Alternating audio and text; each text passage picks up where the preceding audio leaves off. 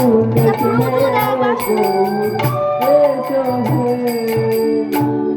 যে গৌরাঙ্গদেব, এই গৌরাঙ্গদেব সমস্ত ভারতবর্ষের মধ্যে সমস্ত বাড়িতে বাড়িতে ঘরে ঘরে, যেমন দুয়ারে সরকার যাচ্ছে, দুয়ারে সরকার যাচ্ছে না, তো দুয়ারে হরিনাম দিয়েছিলেন। অনেক আগে থেকে শুরু হয়েছিল দুয়ারে দুয়ারে দুয়ারে হরিনাম। তোরা একবার মুখে হরে কৃষ্ণ হরিনাম বল, প্রত্যেক বাড়িতে বাড়িতে গিয়ে, পাড়ার বাড়িতে নয়, রাস্তাঘাটে যেখানে পেয়েছে, যাকে পেয়েছে, যে তুই একবার বল। যখন জগাই মাথায় পুরো চারিদিকে অস্থির, তারা সবাই তারা হচ্ছে কালী নামের পাগল। জগাই মাথায় এরা সবাই কালী নাম করে।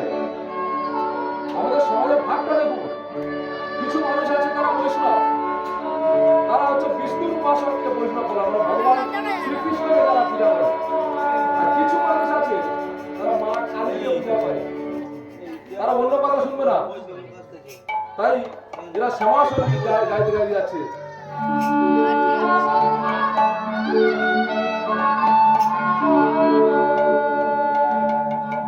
একদিনেরই জীবন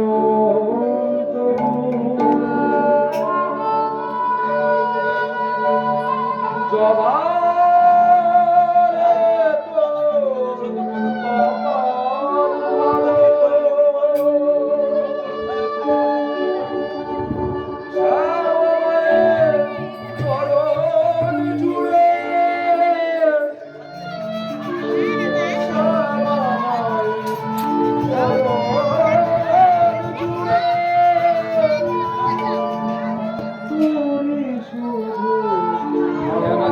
বয়স এখানে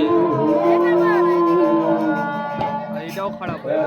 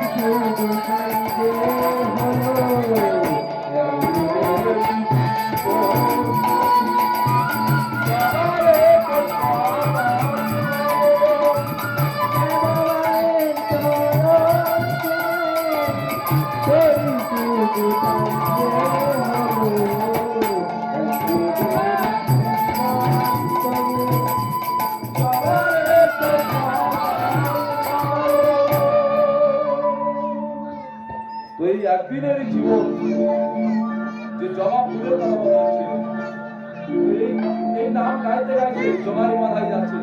এ ভাই চলো চলো আমরা দুজন যাই। বলে কোথায় যাবে? বলে আমাদের দুজনের কাজ কি? জমাই মাথায় কাজ কি মা? সারাদিন শুধু ঘোরো, এলাকায় ডিউটি করো আর দিয়েছো কলসি দিয়েছো, বড় বড় কলসি শুধু ঢোল মারা জমাই মাথায়। এখনো মা, কিছুদিন আগে আমরা শান্তিপুরে একটা প্রোগ্রামে গেছিলাম, শান্তিপুরে কীর্তনে গেছিলাম। তো সেখানে গিয়ে দেখলাম এখনো জোগাই মাথায় রয়েছে। অনেক ভালো ভাবছে যে জোগাই মাথায় তো মারা গেছে। বলে না, জোগাই মাথায় এখনো রয়েছে শান্তিপুরে। গড়পদ্মার সব জোগাই মাথায়, সব জোগাই মাথায় পুরো ফুল। তো সেই জোগাই মাথায় গৌরাঙ্গ উদ্ধার করেছেন আমাদের মহাপ্রভু, আমাদের শ্রীমান ভগবান শ্রী গৌরাঙ্গ মহাপ্রভু। কিন্তু সব জোগাই মাদাইকে শেষ করতে পারেনি। সেই জোগাই মাদাই কালী নাম করতে করতে যাচ্ছে। আর আমার গৌরাঙ্গ মহাপ্রভু, আমার নিতাই চাঁদ, এরা সবাই বলছে একবার তোরা আমাদের বলে আয়। তো সেই নিতাই কোথায় থেকে এলো? নিতাইটাকে তাই আজকে আমাদের পাড়ার বিষয়বস্তু নিত্যানন্দ মিলন।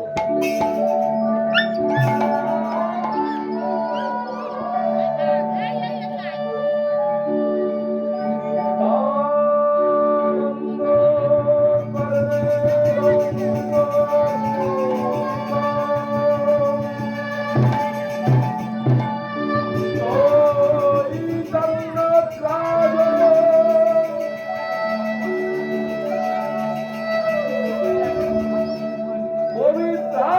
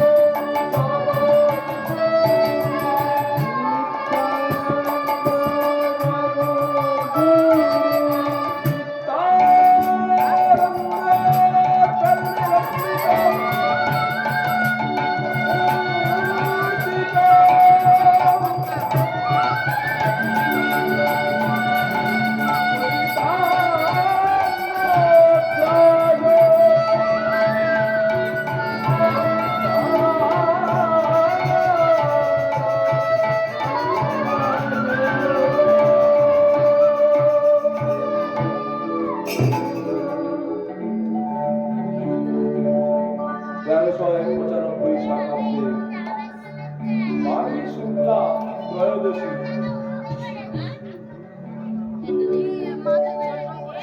1395 সাকাতে মাঘী শুক্লা ত্রয়োদশী তিথিতে বীরভূমের মাটি তারাপীঠের কাছে, বীরভূম নাম শুনেছেন তো, বীরভূম, লাভপুর, হ্যাঁ, এসব হচ্ছে বীরভূমের জায়গা, সেই অনুব্রত মন্ডলের জায়গা। সেই বীরভূমে অনেক মানুষ গেছেন। সেই বীরভূমের লাভপুর আবার পাশে রয়েছে এক চক্রাকার। ধন্য বীরভূমের মাটি, ধন্য এক চক্রাকার। সেই ধন্য এক চক্রা গ্রামে জন্মগ্রহণ করেছিলেন এই বর্তমানে এই যে নিতাই চাঁদ, নিত্যানন্দ মঠ। এ নিয়ে দুটো মত রয়েছে পণ্ডিতদের মধ্যে। যারা পণ্ডিত ব্যক্তি রয়েছে অনেকে বলেন গৌরাঙ্গের একটা দাদা ছিল বিশ্বরূপ। তো এই বিশ্বরূপ ঘর ছেড়ে বেরিয়ে চলে গেছিলেন, অনেক দিন সন্ন্যাসী থেকেছিলেন, সন্ন্যাসী হয়ে ঘুরে ঘুরে বেড়াতেন। তো এই জন্যে যখন গৌরাঙ্গদের একটু একটু করে বড় হতে থাকে, তখন গৌরাঙ্গের মায়ের বুকে ভয় ছিল যে আমার এই গৌরাঙ্গ না বড় ছেলের মতো চলে যায়। এই জন্য মা সবসময় বুকের ভিতরে ভয় ভয় নিয়ে ঘুরে বেড়াতেন। যেমন বড় ছেলে চলে গেছে, ছোট ছেলেটাও চলে গেছে, আমি কাঁদতে থাকবো, আস্তে আস্তে আমার বড় ছেলে তো চলে গেছে, আমি ছোট ছিল যে চলে গেল, তাহলে কাঁদতে থাকবো। একটা বাঁচার তো অবলম্বন চাই। মানুষ বাঁচে কি জন্য? যার ছেলে নেই, মেয়ে নেই, কেউ নেই, তার তো বাঁচার অবলম্বনই হারিয়ে যায়। কি উদ্দেশ্যে বাঁচবে? কাকে মানুষ করবে? টাকা কেন ইনকাম করবে? কাজ দেবে? তো গৌরাঙ্গ যাতে না চলে যায় সেজন্য সবসময় বুকের ভিতর ভয় হতো। কিন্তু যখন গৌরাঙ্গদেব আস্তে আস্তে বড় হচ্ছে, শিশুদের সঙ্গে খেলা করছে, এই শিশুদের সঙ্গে খেলা করতে করতে ধীরে ধীরে সে বড় হচ্ছে এবং আস্তে আস্তে সে পণ্ডিত হচ্ছে। সবকিছু তার মধ্যে জ্ঞান অর্জন করছে, পড়তে পড়তে ধীরে ধীরে বড় হচ্ছে। বলছে যখন গৌরাঙ্গ চলে যায়, আস্তে আস্তে আস্তে গৌরাঙ্গ যখন চলে যায়, তখন কৃষ্ণপ্রিয়া কাঁদছে, মা কাঁদছে। তো কানাই একবার দাঁড়া, বলছে কানাই দাঁড়া রে, একবার তুই দাঁড়া, দাদা চলে গেছে, আর নিয়ে বাঁচবো, তুইও চলে যাচ্ছিস, একবার তো পড়ে যেতে পারবি। দাঁড়া রে,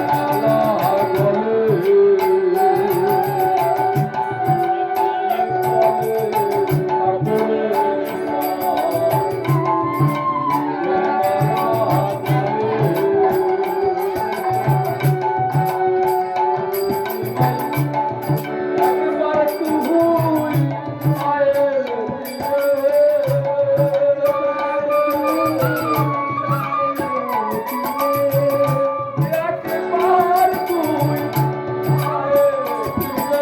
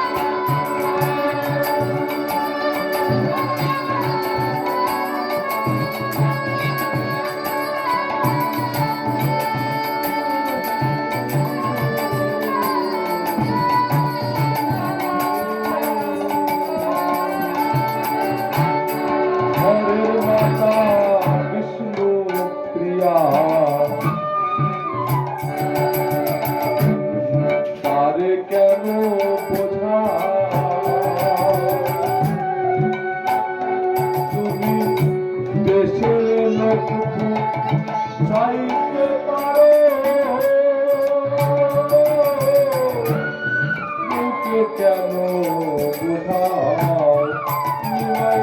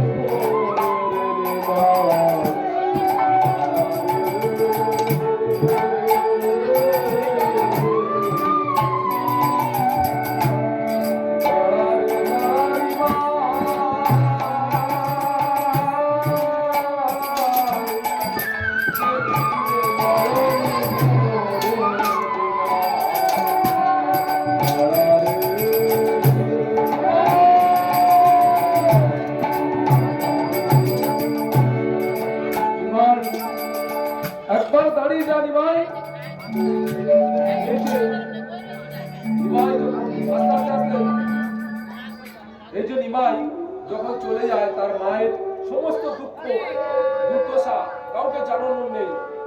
ঘরে দুটো দুটো নারী, মা রয়েছে, স্ত্রী রয়েছে, বিষ্ণুপ্রিয়াকে ফেলে রেখে চলে গেছিলেন সেই গৌরাঙ্গদেব।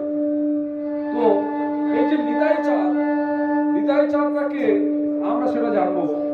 অনেকে বলেন, আমি বলছিলাম যে কথা, গৌরাঙ্গের উপরে যে বড় দাদা ছিল, সে দাদা দেশ ত্যাগ করে চলে গেছেন, একা রাত্রে সন্ন্যাসী হয়ে বেরিয়ে চলে গেছেন। তো যখন সন্ন্যাসী হয়ে বেরিয়ে চলে গেছেন, তখন গৌরাঙ্গকে যেতে দেবেন না মা। গৌরাঙ্গ আস্তে আস্তে সবাই যদি সন্ন্যাসী হয়ে চলে যায়, বলছিল না এটা যে গৌরাঙ্গ যদি চলে যায় তাহলে কাকে নিয়ে থাকবে। তো এই যে গৌরাঙ্গের দাদা, এই গৌরাঙ্গের দাদাকে অনেকে বলে থাকেন যে উনি নিতাই, গৌরাঙ্গের দাদা যেহেতু। কিন্তু পণ্ডিতদের আরেকটা মত আছে। এই যে ব্যক্তির কথা আমরা আলোচনা করব, দুটো ব্যক্তি আলাদা, গৌরাঙ্গ আর গৌরাঙ্গের দাদা। আরেকজন ব্যক্তি বীরভূমে জন্ম নিয়েছেন, একজন নদিয়ায়, গৌরাঙ্গের দাদা, এরা দুজন নদিয়ায়। কিন্তু আরেকজনের যার নাম বলছি, তার বাড়ি কিন্তু নদিয়ায় নয়। এই জন্য পণ্ডিতরা বলে থাকেন যে তারা নিতাই হলো কি করে, নিতাই কি করে হলো, সেটা নিয়ে আমরা আলোচনা করব। গৌরাঙ্গের দাদা যে সে হচ্ছে বিশ্বরূপ, আর আরেকজনের যার নাম করছি, তার বাড়ি হচ্ছে বীরভূমির একচক্রা গ্রাম। এই যে বীরভূমির একচক্রা গ্রামে যিনি জন্ম নিয়েছিলেন, তাকে আমরা নিতাই বলে জানি। তো সেই নিতাই কি করে হলো আমরা আজকে সেটা জানবো।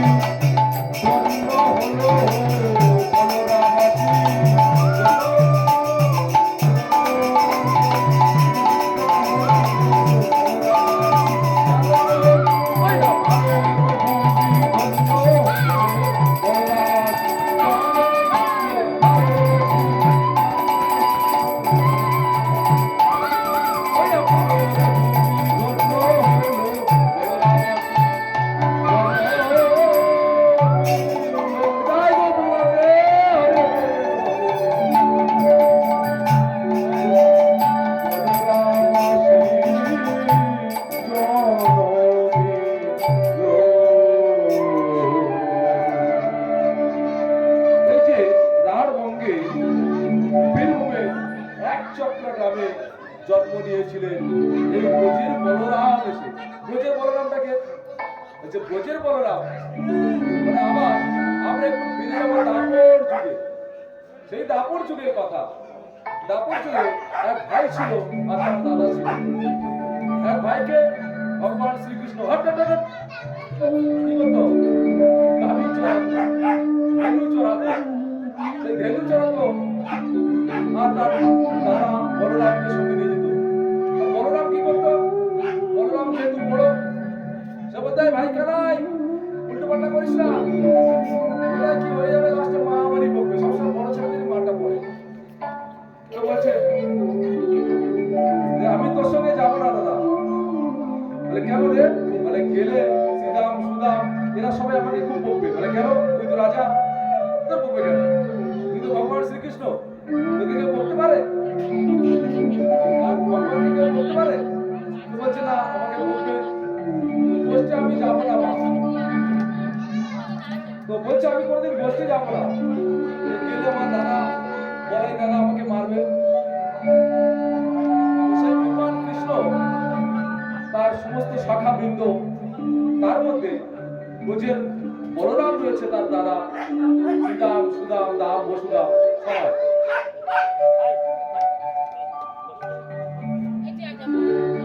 বলাই দাদা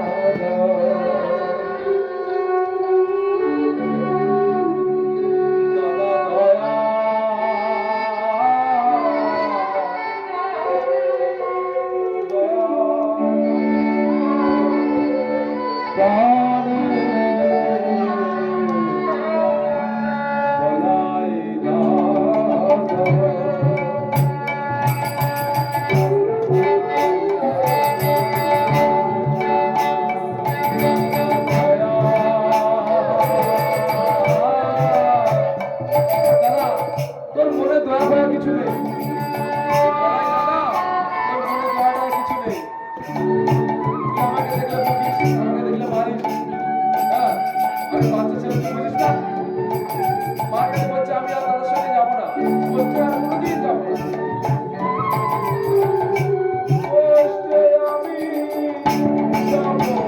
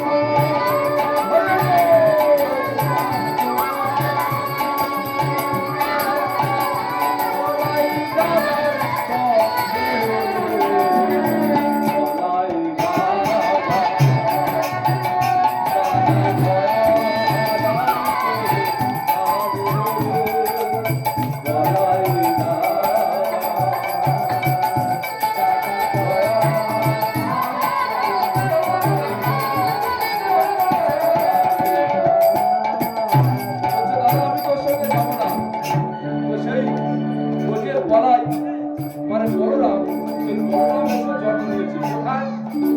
বীরভূমে। আমি কিন্তু প্রশ্ন করবো, আমি বলে বলে যাচ্ছি মাতাজি, একটু আপনারা শুনে দেবেন।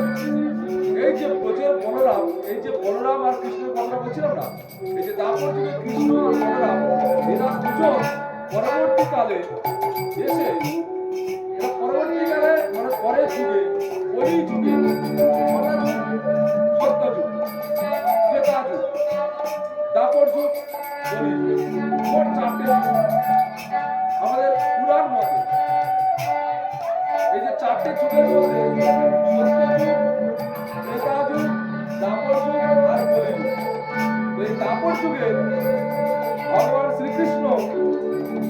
বললাম এরা দুজনই পরবর্তীকালে একজন হয়েছে নিতাই, একজন হয়েছে কি গৌর।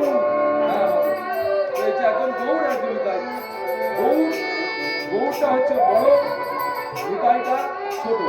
মানে কি গৌর হচ্ছে ভগবান গৌর, মানে গৌরচন্দ্র কৃষ্ণ ছিল, পরবর্তীকালে গৌর হলো। আর নিতাই পরবর্তীকালে কি হলো?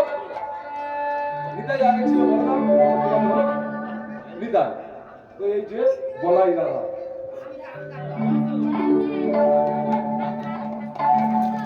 তেরোশো 95 শতাব্দে এই বীরভূমের মাটি আলো করে এক চট্টগ্রামে নিতাই চাঁদ এলেন।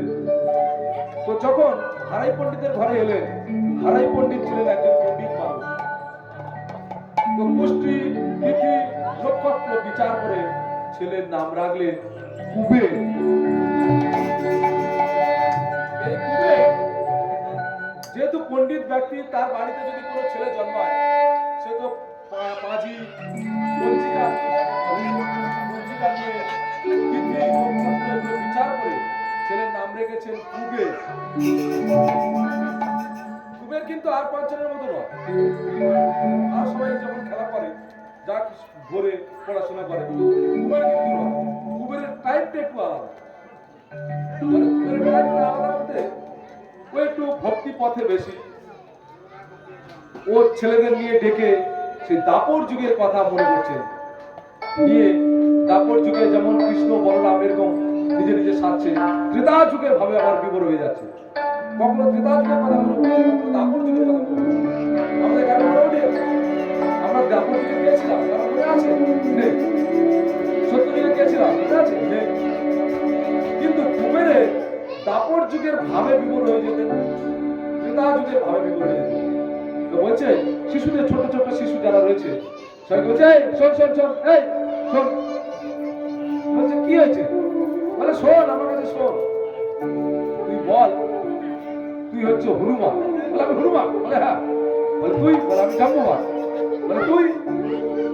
বলে আমি ত্রেতা যুগের লক্ষ্য, ত্রেতা যুগের লক্ষ্য, তুই হনুমান, তুই বিভীষণ, ত্রেতা যুগের লক্ষ্য, তুই হনুমান, তুই বিভীষণ, ত্রেতা যুগের লক্ষ্য।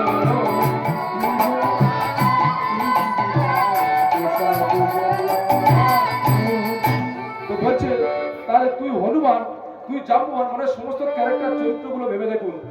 একটা বাচ্চা ছেলে সে চিন্তা করছে ত্রেতা যুগের কথা, এবং ত্রেতা যুগের যে সমস্ত চরিত্রগুলো সবাইকে দিয়ে ও খেলিয়ে নিচ্ছে। আর নিজের বেলা যে চরিত্র বলছে যে তোমার চরিত্রটা, তাহলে তুমি কে? তুমি তো অভিনয় করছো, কিন্তু তুমি কে? মানে আমি হচ্ছে ত্রেতা যুগের লক্ষ্য,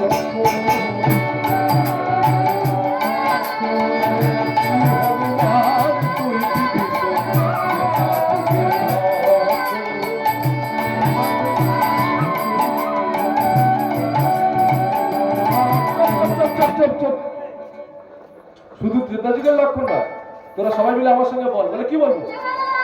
বল আমার সঙ্গে। বলে কি বলবো না বলবি তো, শুধু বলতে বলছিস। বলছি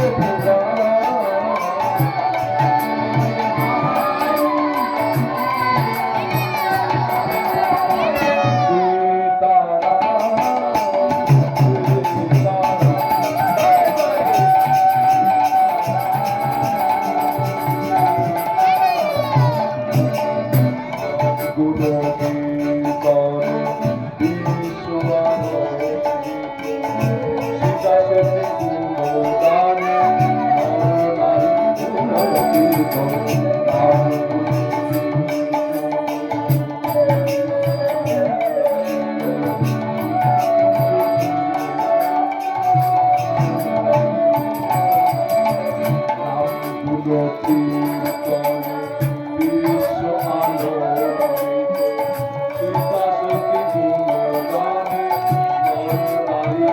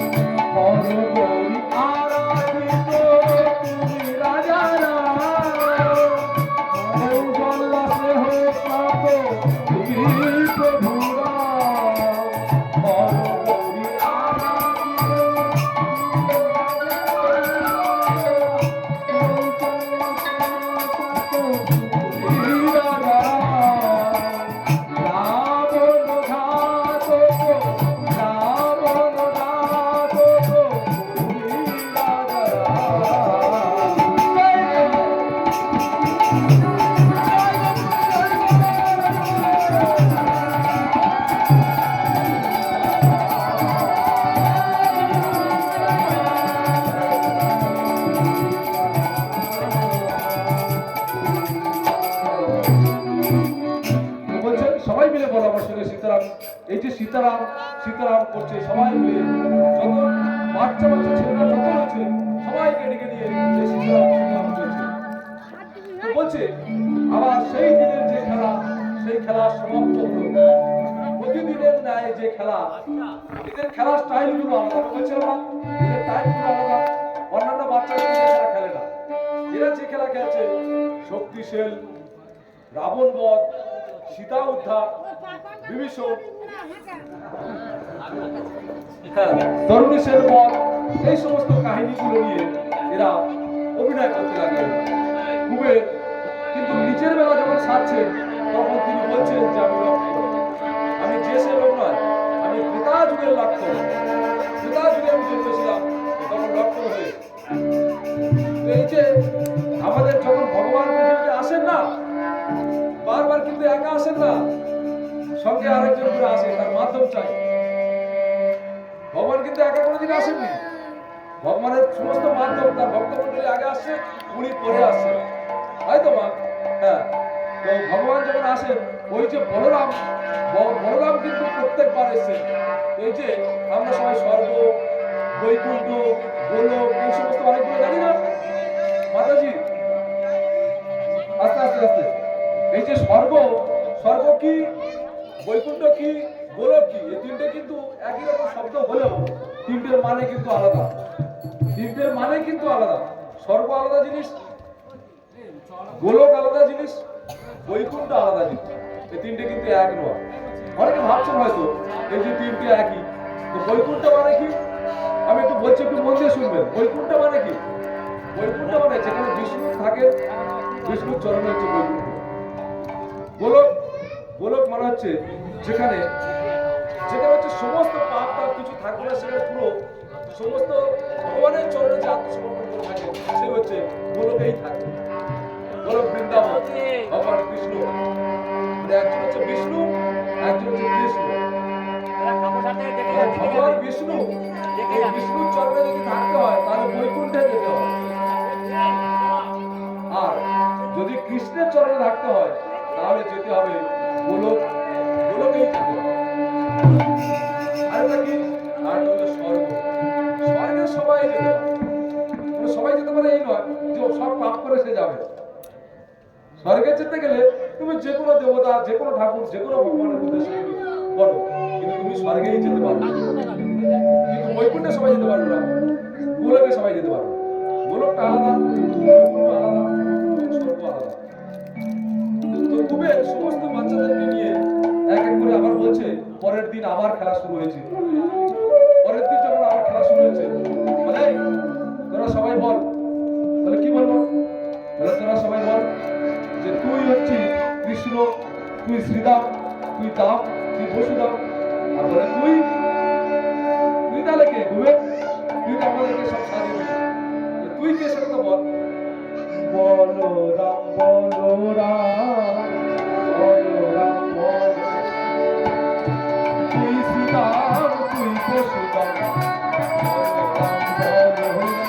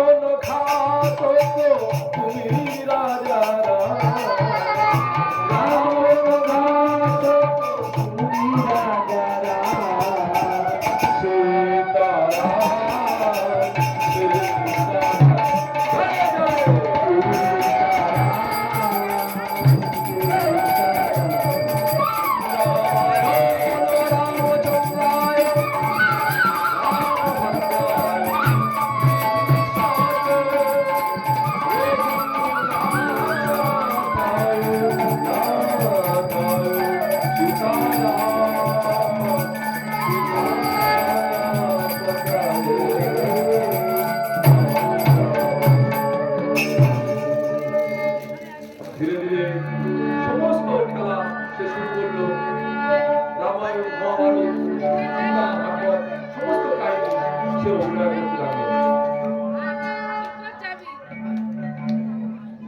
তারপর বাল্যকালের সমস্ত খেলা সে শেষ করতে লাগলো ধীরে ধীরে।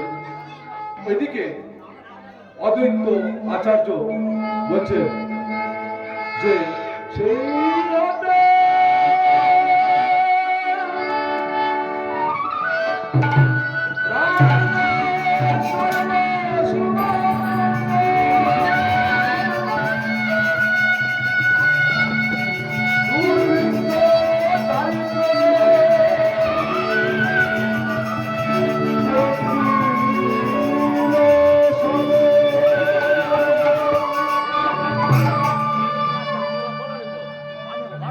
বৃন্দাবন দাসী সিদ্ধান্ত করে বললেন, যখন কুবের জন্মগ্রহণ করলেন তখন থেকে রাঢ়বঙ্গে সমস্ত কিছু মঙ্গল হতে থাকে।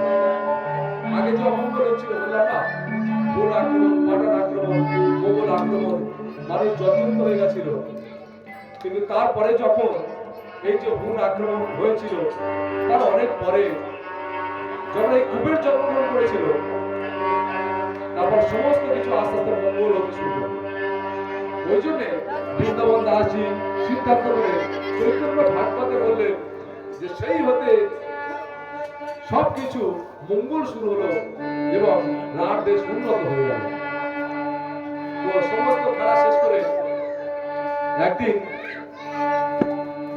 হারাই পণ্ডিতের পথ ধরে এক সন্ন্যাসী আসছে। নারায়ণ নারায়ণ বলে।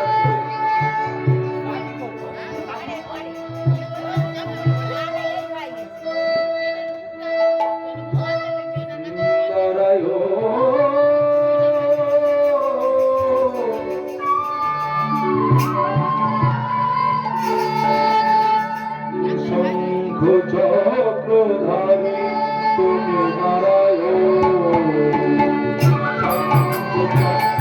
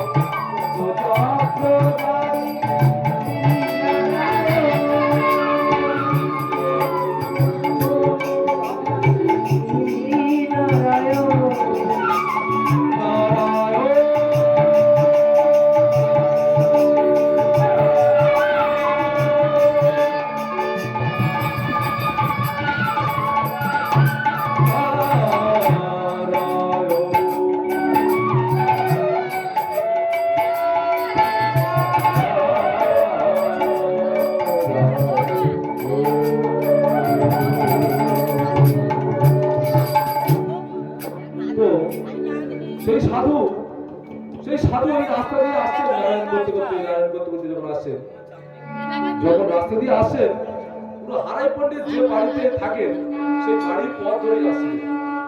বলছে, সাধু সাধু, এই যে দাঁড়াও দাঁড়াও, আমি তোমার বাড়ি যাচ্ছি। হারাই পণ্ডিত তো দেখে অবাক, এই সাধু আসছেন আমার বাড়িতে। তো বলছে কোন বৈষ্ণব, তিনি গরম দিয়ে বললেন যে সাধু কিন্তু লোকের বাড়িতে এমনি যায় না, কত জন্ম তপস্যা করলে তবে একজন সাধু আপনার বাড়িতে আসে। সাধু লোকের কিন্তু কেউ সুযোগ পায় না, অনেক ভাগ্য করলে অনেক তপস্যা করলে তবে সাধু তার বাড়িতে আসে। এটা হয়তো অনেকে জানেন কিন্তু ঠিক পারেন না। জানি কিন্তু মানি না। কেন মানি না? তার কারণ বর্তমানে যে সাধু সন্ত ধর্ম আছে, এই সমস্ত সাধু সন্তদের আমরা অশ্রদ্ধা করি। অ্যাকচুয়ালি এটা আমাদের পাপ। কোনো সাধুকে অশ্রদ্ধা করা উচিতই নয়। এটা আপনি কি করে জানবেন সেই সাধু ভালো কি মন্দ?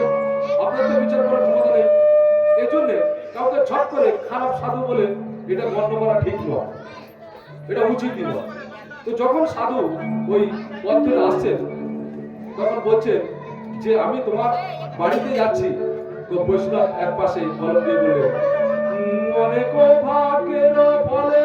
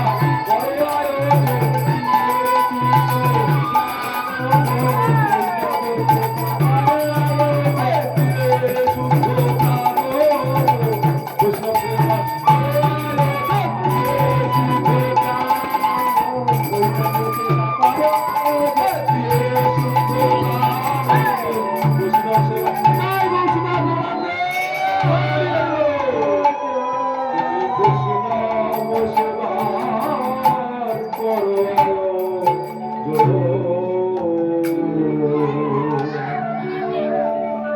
বলছে এই যখন সন্ন্যাসী সন্ন্যাসী তো বলছে আমি মায়াবাদী সন্ন্যাসী, আমি ব্রহ্মচারী সন্ন্যাসী। এই ব্রহ্মচারী সন্ন্যাসী কুবেরের পাশ থেকে আসছেন, কুবেরের কাছে আসছেন। তো যখন হারাই পণ্ডিতের ঘরে এলেন, সারাদিন সারা রাত কৃষ্ণ কথা বলতে বলতে ভোর হয়ে এলো।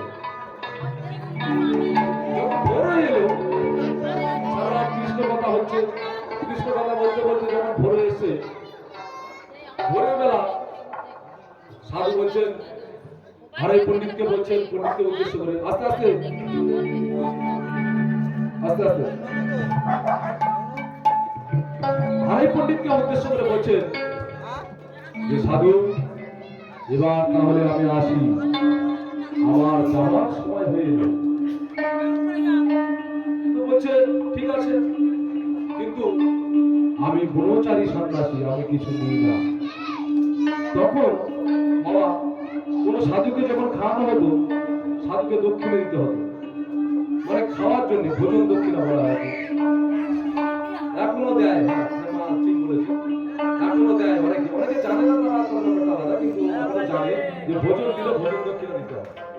তো বলছে আমি মায়াচারী ব্রহ্মচারী সন্ন্যাসী, আমি দক্ষিণা কিন্তু আমি নিই না। তবে আমার অনেক দিন থেকে আমার মনে একটা ইচ্ছা আছে, তবে হ্যাঁ আমি যা চাইবো তোমাকে তাই দিতে হবে।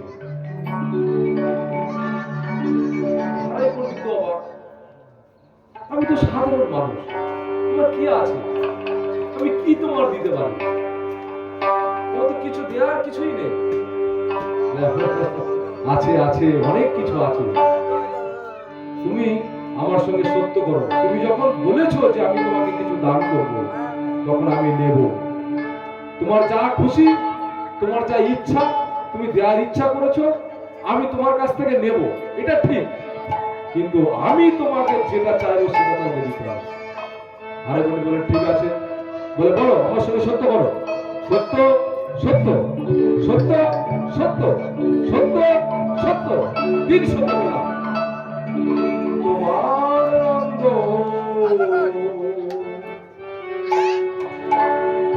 ওরে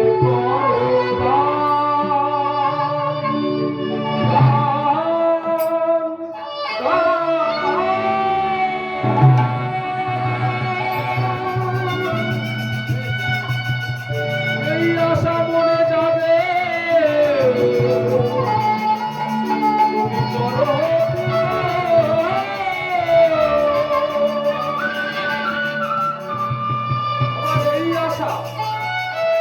মনে যাবে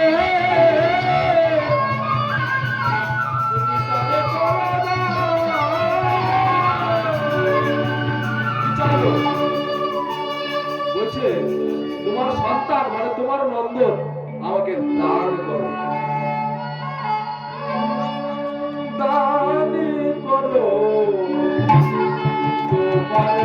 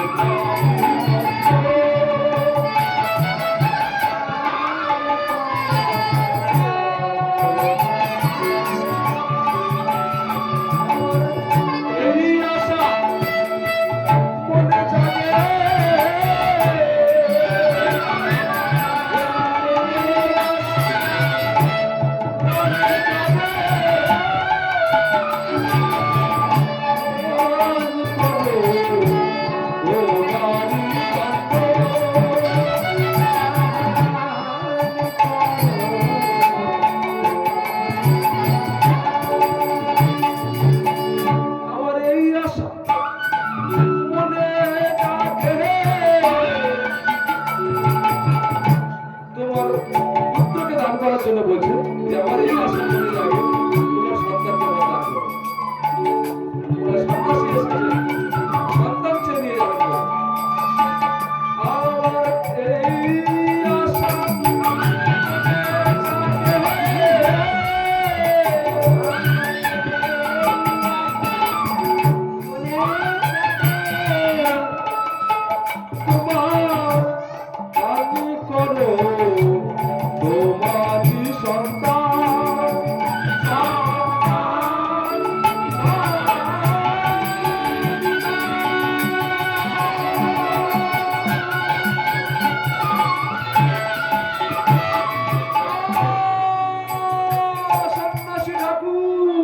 তুমি চাইলে সন্ন্যাসী ঠাকুর দেখি তুমি কি চাইলে তুমি কি চাইলে সন্ন্যাসী ঠাকুর তুমি অন্য কিছু চাইতে পারতে তুমি বলেছিলে তোমার সঙ্গে সত্য করতে বলেছিলে আমি সত্য করেছিলাম কিন্তু এ তুমি কি চাইলে এই সন্তান আমি দিতে পারবো না তুমি সত্য ভ্রষ্ট হবে তুমি আমার সঙ্গে সত্য করেছো তুমি আমার সঙ্গে সত্য করেছো আমি যা চাইবো তুমি তাই দেবে না না সন্ন্যাসী ঠাকুর না বলুন না সন্ন্যাসী ঠাকুর হ্যাঁ হ্যাঁ আমি আমি সত্য ভ্রষ্ট হবো আমি নরকে যাব তবু আমি আমার সন্তান তোমার হাতে তুলে দেবো না অনেক কষ্ট করে মানুষ করতে আমি সত্য করেছিলাম যদি ওই বস্তুটি আমার একার হয় তাহলে আমি আমাকে দান করব কিন্তু বস্তুটি তো আমার একার নয় সন্তান তো আমার একার নয় তাই আমি দিতে পারবো না সন্ন্যাসী ঠাকুর, আমি দিতে পারবো না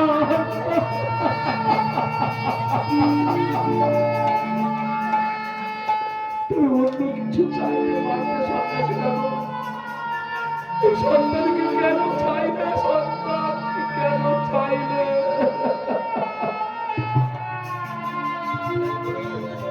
তবে যাও না ওর মা কি বলে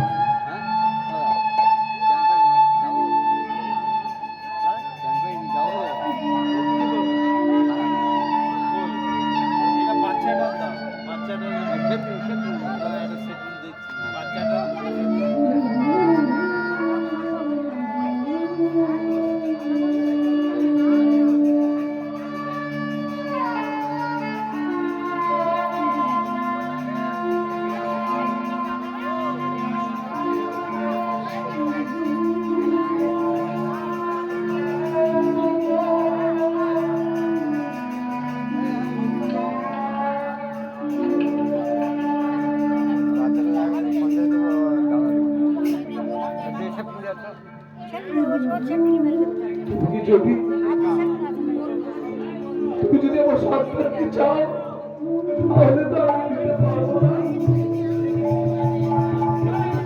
কিছু চাও কিছু চাও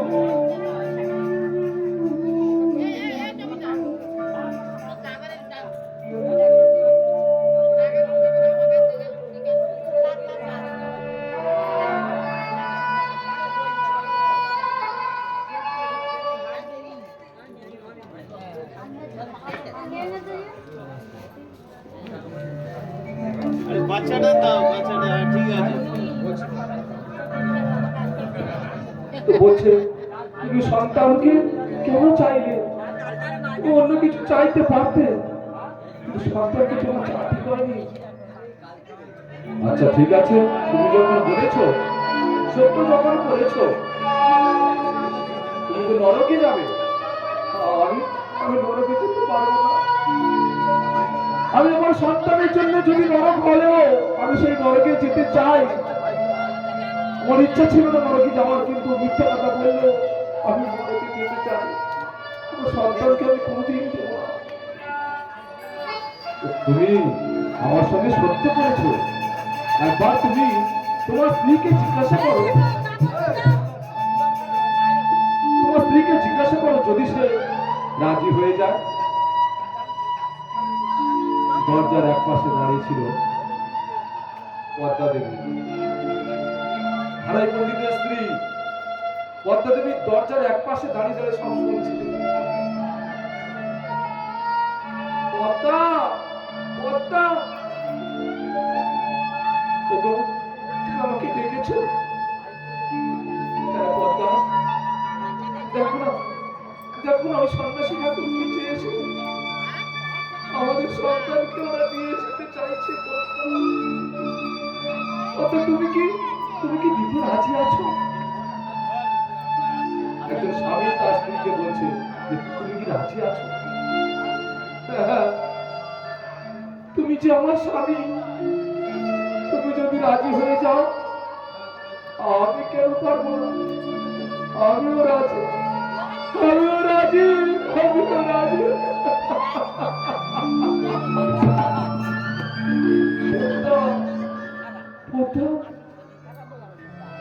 তুমি কেঁদো না, কেঁদো না পদ্মা, কেঁদো না।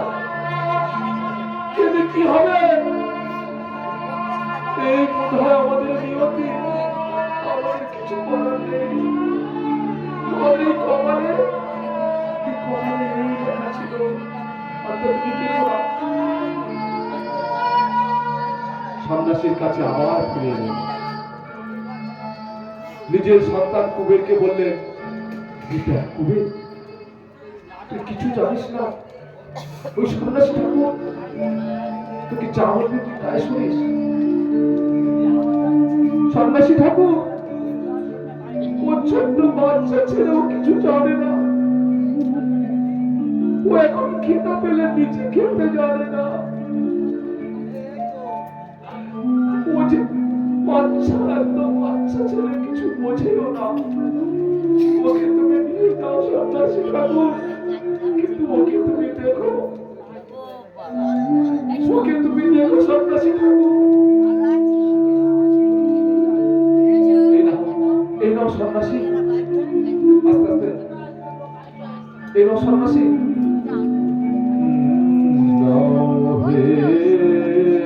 সন্ন্যাসী ঠাকুর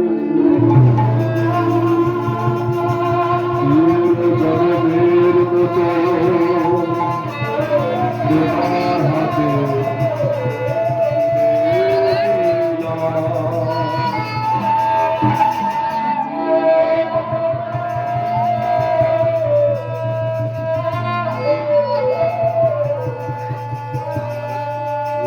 ক্ষুধা পেলে নিজে খেতে জানে না।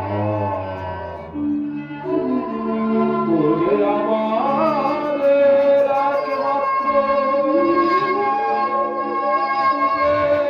একমাত্র সন্ন্যাসী ঠাকুর, তোমার সন্তান আমি তোমার হাতে তুলে দিচ্ছি। ও ক্ষুধা পেলে নিজে খেতে জানে না, ওকে তুমি খাইয়ে দিও। ও যখন মা করবে, ও যখন বাবা করবে, তখন তুমি একটু দেখো ঠাকুর, সন্ন্যাসী ঠাকুর একটু দেখো। পুরো হৃদয় নিংড়ে নিয়ে যাও সন্ন্যাসী ঠাকুর, নিয়ে যাও। পদ্মা কাঁদছে, কেঁদো না পদ্মা, কেঁদো না, এসো আমার সঙ্গে, এসো। আমরা দুজনে ঠাকুরের চরণে প্রার্থনা করে বলি, কি বলবে? কেশব মাধব হে গিরিধারী গোপী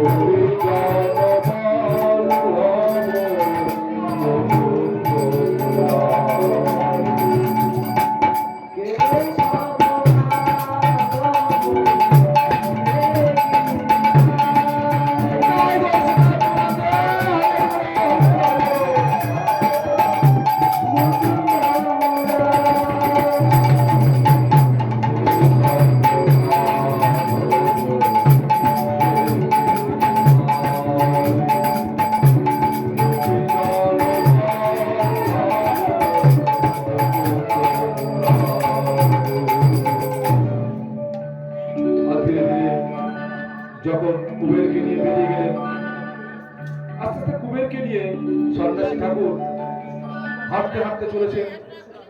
কুবের, হ্যাঁ গো কুবের, তুমি তুমি মনে পড়ে তোমার নাম কি?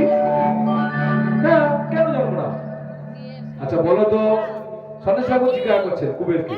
কুবেরকে তো সঙ্গে নিয়ে বেরিয়ে গেলেন। যখন কুবেরকে নিয়ে বাড়ি ছাড়া করলেন, তখন কুবেরকে এক জায়গায় নিয়ে এসে গঙ্গার তীরে নিয়ে এসে বলছে, কুবের বলো তো তোমার নাম কি? না, আমার নাম কি? আমার নাম কুবের। তোমার বাপের নাম? হাই পণ্ডিত। মায়ের নাম?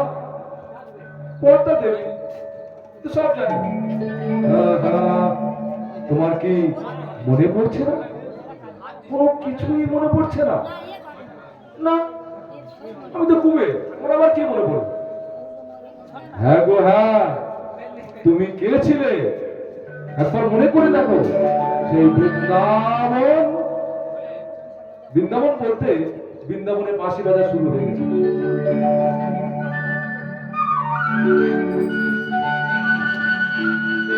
ভাবছে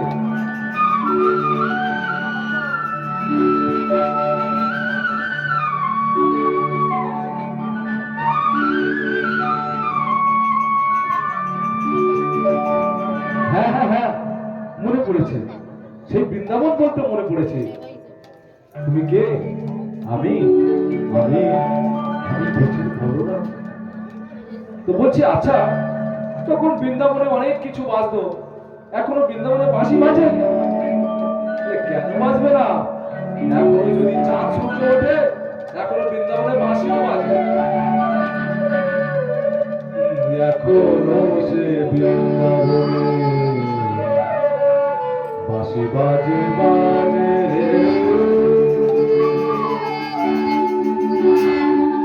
কালার বাঁশি শুনে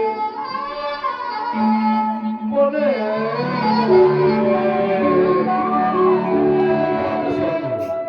ময়ূর নাচে।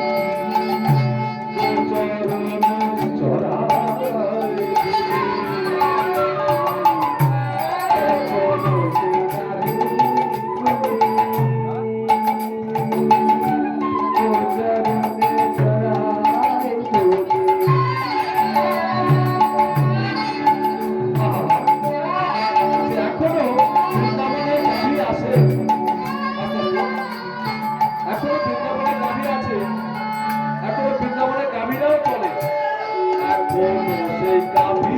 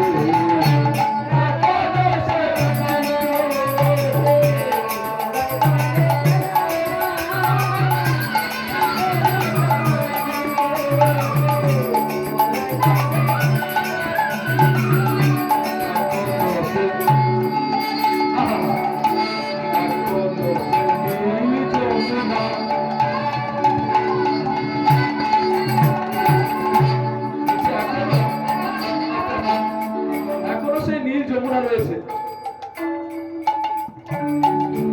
এখনো সেই নীল যমুনা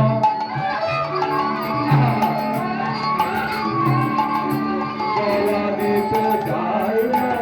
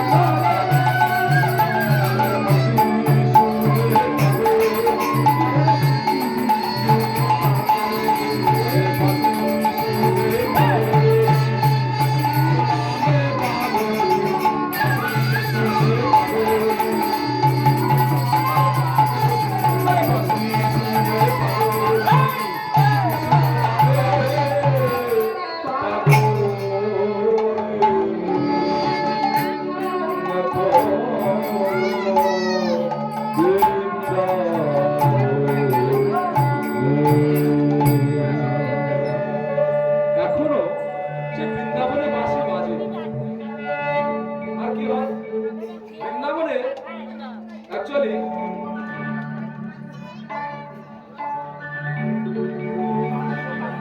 আমরা বৃন্দাবন বলতে যেটা বুঝি, এখনো বৃন্দাবনে বাঁশি বাজে? বলে হ্যাঁ, কেন বাজবে না? এখনো যদি চাঁদ সূর্য ওঠে, এখনো সকাল হয়, এখনো রাত হয়, এখনো যদি সবকিছু হয়, এখনো তো হবে। কি রোগ? এখনো যদি চাঁদ সূর্য ওঠে, এখনো সবকিছু যদি হয়, তাহলে বৃন্দাবনে বাঁশি বাজবে না? কিন্তু বৃন্দাবনে বাঁশি আসে বোকারা, বৃন্দাবনে যদি বাঁশি শুনতে হয়, তাহলে আগে বাঁশি শোনার মতো প্রাণ তৈরি করতে হবে। এই জন্য অনেক মানুষ ভাবে যে সব ফলস, অনেক মানুষ ভাবে সব ফলস, মিথ্যা। কোথায় আছে বৃন্দাবন? সব ফল সব কিন্তু পরে পরে তৈরি হয়েছে। কিন্তু না, বৃন্দাবনে বাঁশি বাজে, যার যেমন কান সেও তেমন শোনে। যখন শ্রীমতী রাধারানী তার সমস্ত শাখা সখী রয়েছে সখীরা, সখীদের সঙ্গে করে নিয়ে যখন কৃষ্ণকে প্রথম দর্শনে ভালো লেগে গেছে, তখন রাধার খাচ্ছে না, যাচ্ছে না, কিচ্ছু করছে না, ভালো লেগে গেছে কৃষ্ণকে দেখে। তো এই দৃশ্যের এক পাশে দাঁড়িয়ে মহাজন পদ দিলেন, রাধা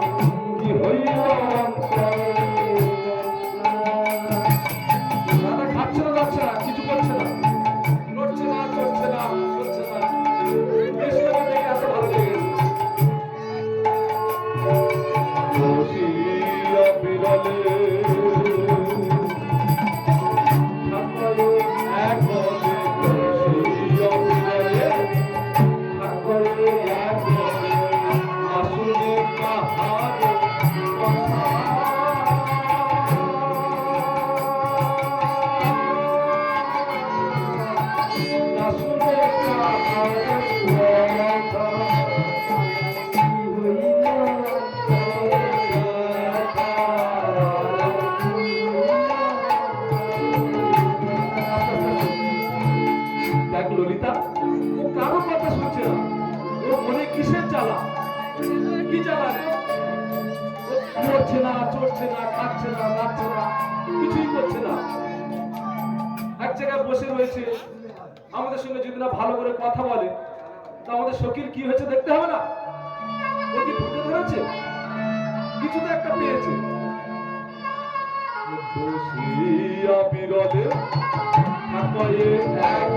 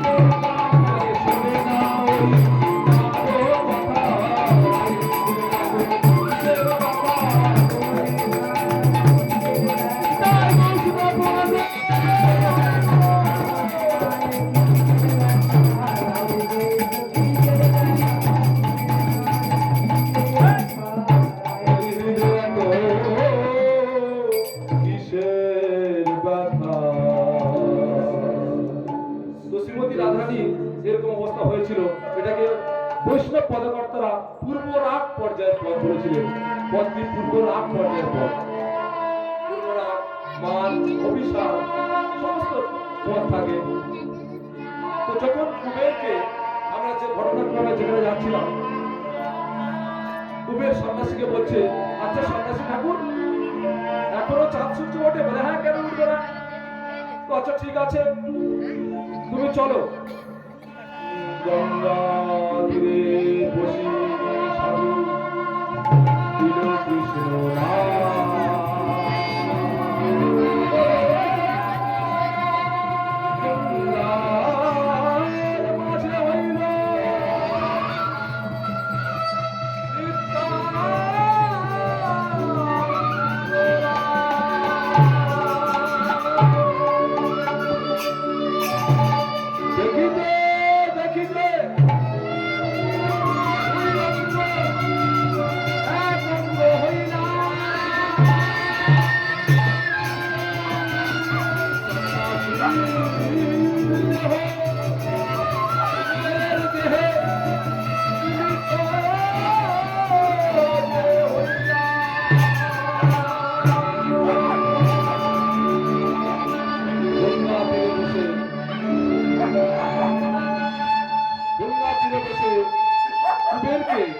কৃষ্ণ নামে দীক্ষা দিলেন সন্ন্যাসী ঠাকুর। দীক্ষা দেওয়ার পর সন্ন্যাসী ঠাকুর কুবেরের দেহে বিলীন হয়ে গেলেন। যখন বিলীন হয়ে গেলেন তখন তার নাম দিল নিত্যানন্দ রায়। নিত্যানন্দ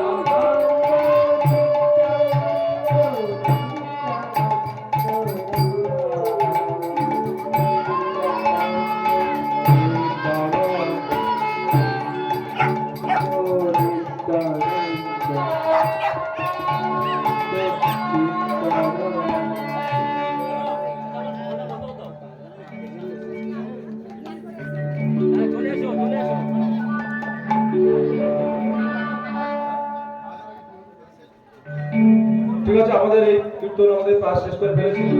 আমাদের একটু বিলনটা বাকি রয়েছে। এরপরে ধীরে ধীরে তার দাদা বলাই হচ্ছে খুঁজতে খুঁজতে, কানাইকে খুঁজতে খুঁজতে যখন এসছেন, কানাইয়ের সঙ্গে দেখা হলো। একটা গৃহের মধ্যে গৌরাঙ্গ তার পার্শ্বদকে নিয়ে বসে রয়েছেন আর বলছেন, আমার মনে হয় দাদা এসেছে। তো আমার দাদাকে চলো খোল করতাল সবাই বের করো, সবাই মিলে একসঙ্গে আমার দাদাকে খুঁজে বের করতে হবে। চলো চলো চলো চলো চলো। হরে কৃষ্ণ হরে কৃষ্ণ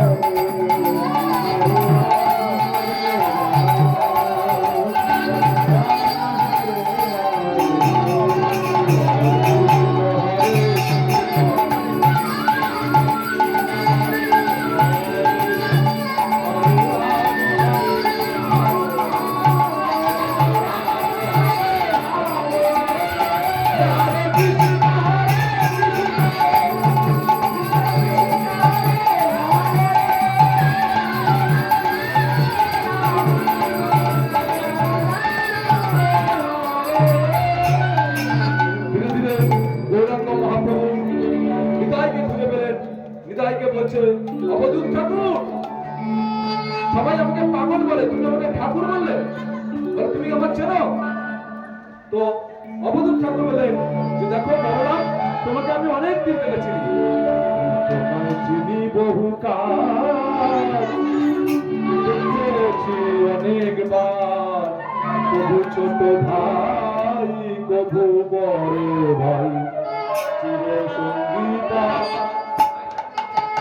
তোমায় চিনি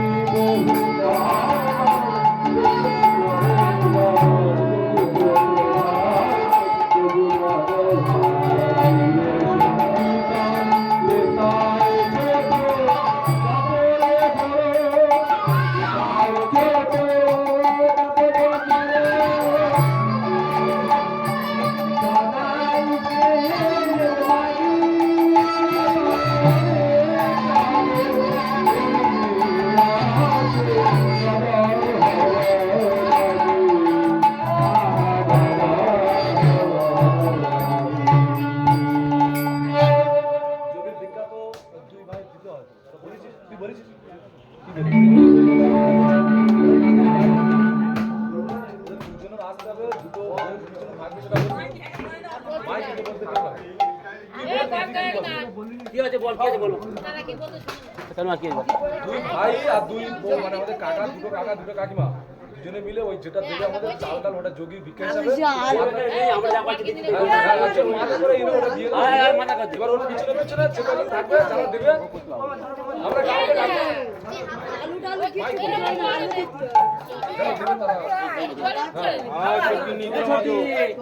তারা ছোটি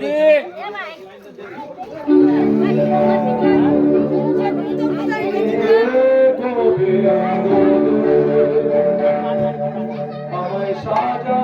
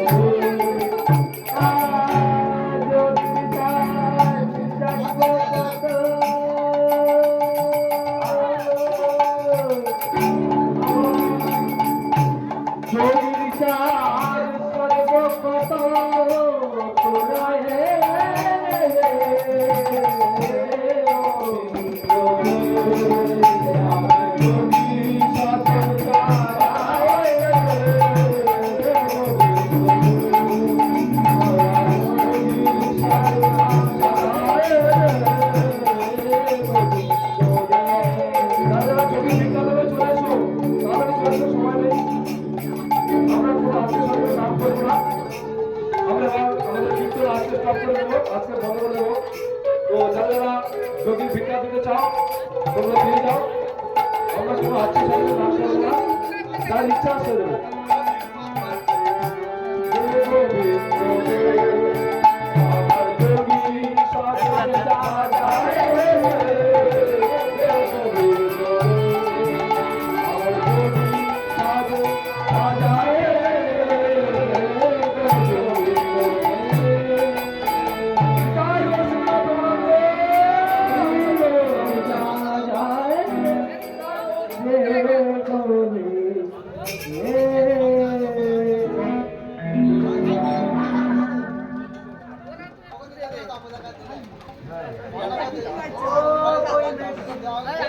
টাকা দিতে হয়, চাল দিতে হয়, ফল দিতে হয়। কেন এর আগে চাল দাও নে খালা?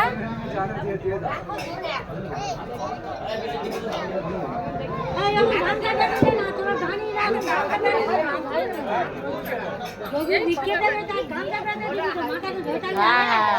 ওই নিচে পেতে দিলে ঠিক আছে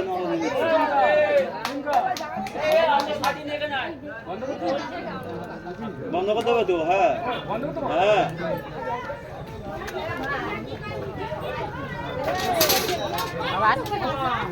এ বাদি আয়টা এসো এসো ও দাদা ছোট এসো বাড়ি যাও কে যোগী ভিক্ষে এই দিয়ে জমা দিয়ে ছোট মা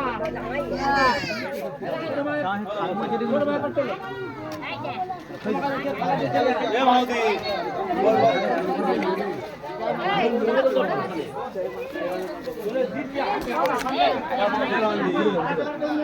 বল